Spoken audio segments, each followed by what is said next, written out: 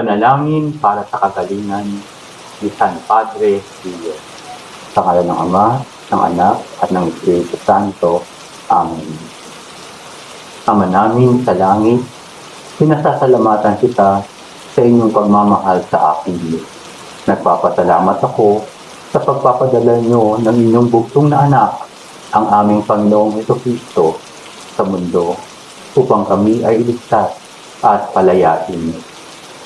Ako ay nagtitiwala sa inyong lakas at biyaya na umalalay at nagpapanumbalik sa akin.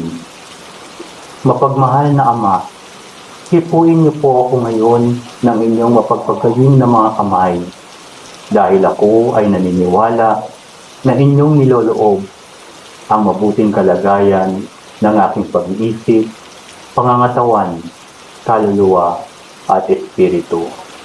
Balutin niyo po ako ng kabanal-banalang dugo ng inyong anak, ang aming Panginoong Jesucristo, mula sa tuktok ng aking ulo hanggang sa talampakan ng aking mga paa.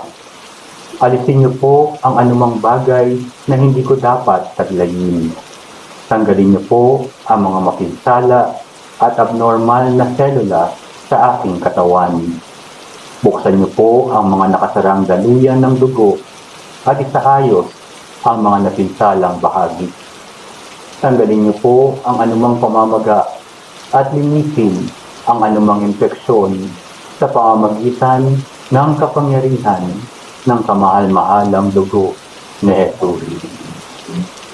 Hayaan niyo pong dumaloy ang apoy ng inyong mapagpagaling na pag-ibig sa aking buong katawan upang pagalingin at pagpanibaguhin ang anumang napinsalang bahagi upang ang aking katawan ay muling gumana tulad ng dati. Hipuin niyo rin po ang aking isipan at damdamin, maging ang nasa kailalimang bahagi ng aking puso. Lukuban niyo po ang aking buong pagkatao ng inyong presensya, pagmamahal, kaligayahan at kapayapaan. At ipahintulot na lalong mapalapit sa inyo sa bawat sandali ng aking buhay. At Ama, punuin niyo po ako ng banal na espiritu at bigyan ng kapangyarihan upang maisagawa ang inyong mga gawain.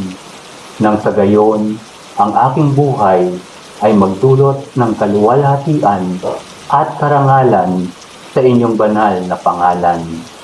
Akin po itong hinihiling sa pangalan ng aming Panginoong Jesucristo. Amen.